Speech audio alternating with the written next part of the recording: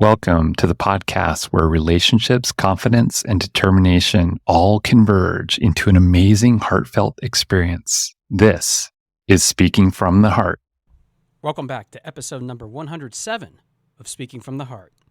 And I am not going to compare you to anybody else today because I really want to talk about you and why you should stop comparing yourself to everybody else. That's right. It's about understanding why it's so important to focus on you, even when you have all these other influences and distractions surrounding you. In order for you to become the best version of yourself, you have to start putting away what everybody else is doing. And if there's anything that I've learned about doing this, especially as I was preparing for this episode, it's that I need to be more self-aware of this so that I can see not just my true potential, but to worry not about what everybody else is doing around me. So today, I really want to focus on some strategies and some ways that maybe that will help you to not go down this dangerous, slippery slope that we often deal with when it does involve competition.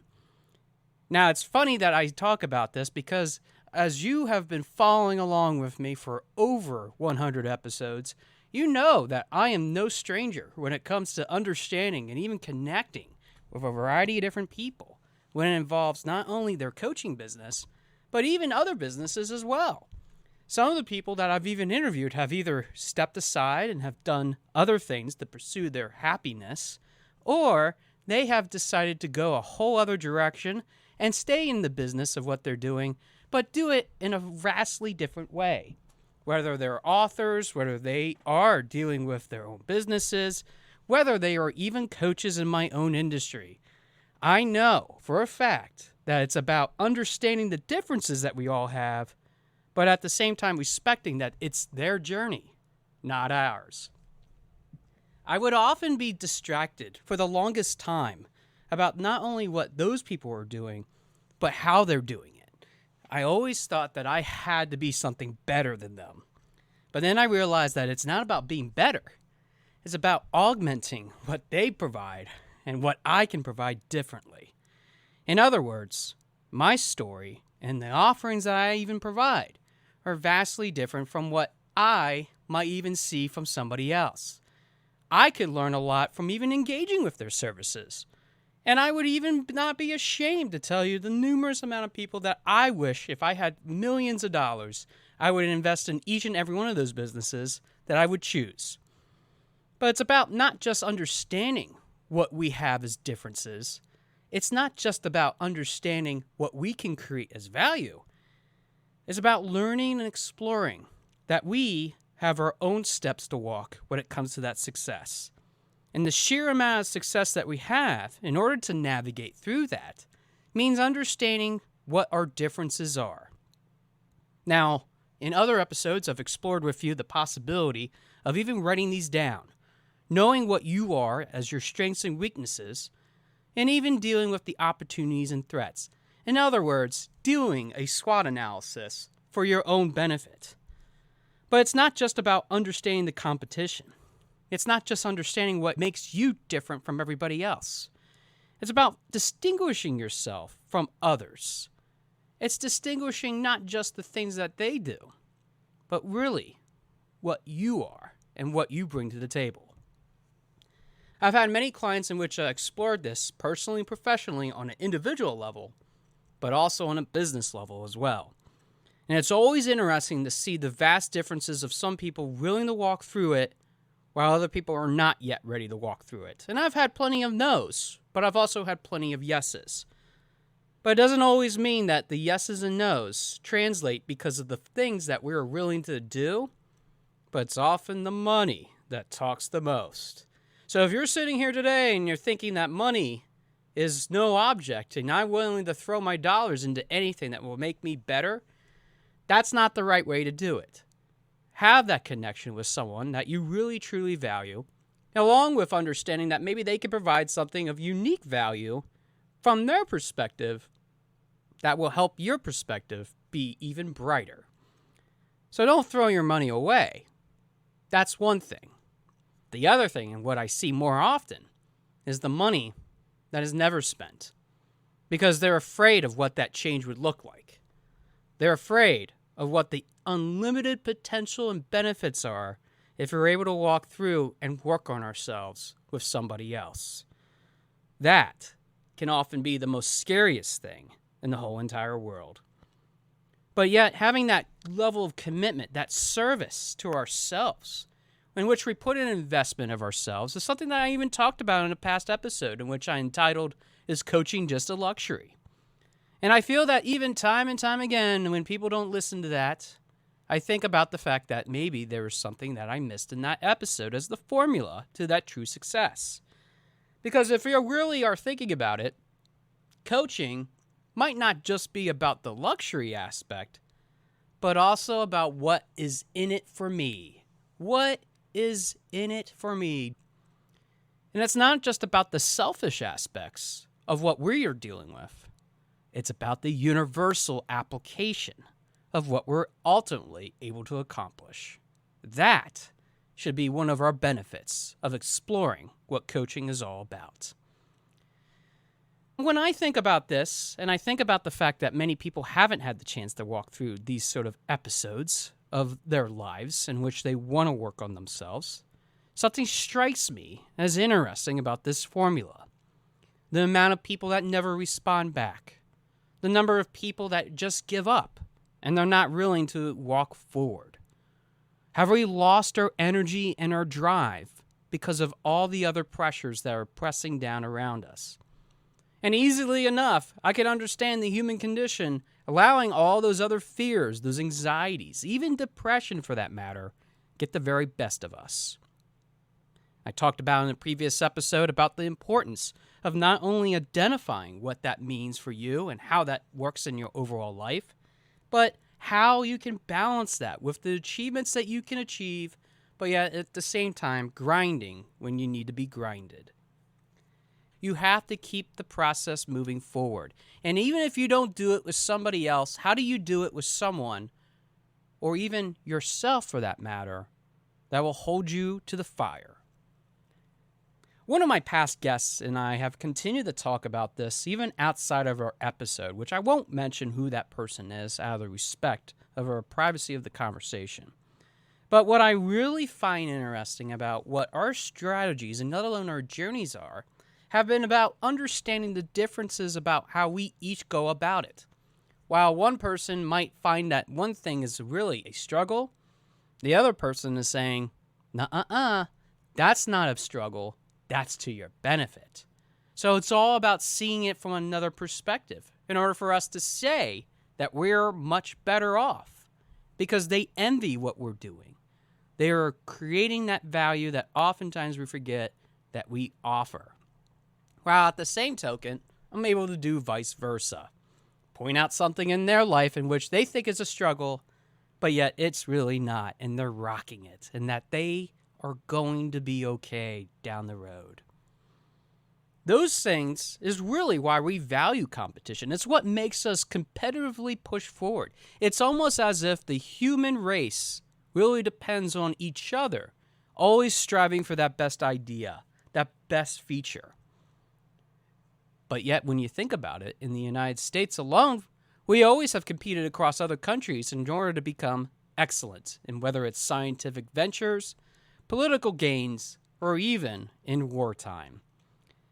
No matter which way you want to look at it, from a political, social, economical, cultural, whatever way you want to theorize, when we are looking at our competition, we should be not looking at really what they're doing as the same thing, but how they're doing it differently. And that is why I feel it's so important, especially in the coaching world, to always distinguish that we are looking at ways in which we can do things differently. It's not about doing the same thing over and over again, thinking you're going to get different results. That's the definition of insanity. And trust me on this, your podcast host definitely has had a lot of insanity. But we also need to understand that trying an idea today and trying it 5 years from now, especially if we know that the conditions are different, is a vastly different conversation than just trying to do the same thing over and over and over again, thinking that we're going to have a different result in the present time. But we have to be able to understand that if we're going to walk into those footsteps of what other people are doing, be prepared for the consequences. Having lawsuits, even being infringed upon with your own rights of autonomy. Being able to understand that even those successes that other people have don't easily translate into the successes that you will have. I always thought that maybe I can do public speaking differently. That was mainly the premise of why I wanted to start my own business, because I felt that there was something missing. Connection. And whether you want to steal that idea or not, that's totally up to you. But I always value the relationship that I have with every client. And I even value the fact that I want them to succeed. I'm in it with them. But even just beyond that, I always want to make sure that they're doing okay. I want to feel like I am empowered to help others achieve their best interest. And for you, if you're not sharing that same sentiment in which you're able to create that value, in which you're able to do the hard work, in which you're able to pay attention to those that are around you, if you think that you're always going to have to compare yourself to somebody else or something that they're doing, you're doing it all wrong. And it's funny because those words repeat in my brain after almost 20 years of friends and family saying the same thing to me, that I'm on my own time clock and that it's okay, that I'm not equaling to everybody else. I'm autistic. I don't have a relationship with someone that I can love. I don't have the biggest glamorous house, let alone even the biggest apartment. I don't have all these things that are really important. But yet, it's all about what we judge as that importance. It's the value that we decide that we want to give to them. When I think about all of my competition, all the coaches that I've had on the show and what I will have on the show, it's not about what they're doing. It's about what I can learn from them to grow as a human being, but yet not compare myself to them. That is what makes this such a special relationship with each and every person that I've even had on the show, and that I continue to grow all across the country, let alone the world. It's really funny when I think about speaking from the heart and how many people I have reached. In a way, the competition of a podcast has even exponentially grown to mass proportions.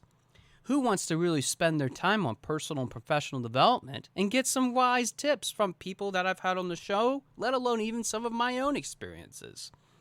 But yet, when I see the consistency of people always wanting to follow, to see what's coming up, I always think about the fact that those people are investing in themselves.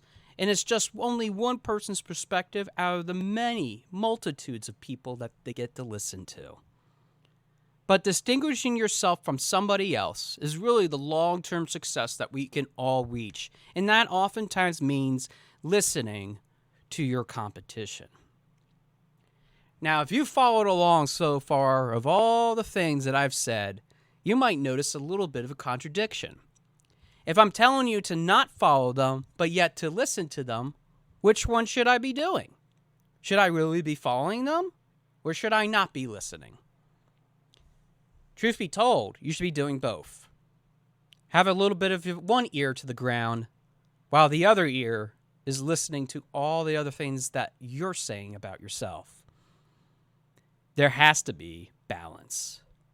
And with balance, everything that you ever thought that was out of sight, out of mind, can potentially become better. So when the next time that you want to approach somebody that you really think is your competition, think of them as your friend. And when you think of them as your friend, think of them as your competition. We're all striving to be better one way or another. That's why we even do businesses. That's why we even help out volunteering with other people. We even help with organizations that are achieving a greater aim. Because if anything has really taught us about human history and the thousands of years that have existed in our evolution, it's that we were always there for somebody else. Whether we were on the right side or even the wrong side. And the difference of understanding if you want to be on the right side or the wrong side means understanding who your competition really is. You're not competing against the clock. You're not competing against finite resources.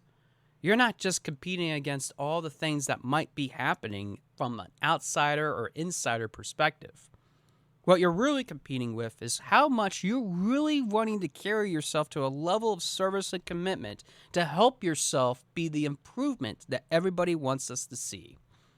Because when you're able to stand on the steps of where Rocky Balboa was able to cheer after completing his workout in many of the Rocky movie franchises, in many of the Rocky movies in which I have talked about, one thing has become critically important. It's about celebrating those successes. And I want to see you be able to celebrate those successes where other people might have failed. They might have been able to learn something a little bit different because of their unique experiences. So the next time that you feel disheartened and you feel that the sheer amount of success that you can achieve is out of reach, and when you often think that maybe you can't do some of the things that other people are doing, including some of the people that have been on my show, think about the fact that you are just saying things that are you competing against yourself. And do you really need one more person to compete against, even if it's you? I would think not. What's really more important than anything else is to you understanding what is so important to create that value, to create that opportunity of a lifetime. And oh yeah, maybe even listening to some of what your competition is saying so that you can get a competitive advantage. Because we're all in this together. Whether you are thinking that you're my enemy or not is irrelevant. What really matters more than anything else is for you to create that best opportunity that has yet to succeed. And whether you have failed before or not doesn't mean that you can't get back on the train again. Because the train is soon departing. And I'd rather have you as one of the passengers. Even if we're running against each other in a competitive train race. One competitor train company against another. At least we're all striving for success. And that is what we are all able to achieve. Thanks for listening to episode number 107 of Speaking from the Heart. And I look forward to hearing from your heart very soon. Thanks for listening. For more information about our podcast and future shows, search for Speaking from the Heart to subscribe and be notified wherever you listen to your podcasts. Visit us at www.yourspeakingvoice.biz for more information about potential services that can help you create the best version of yourself. See you next time.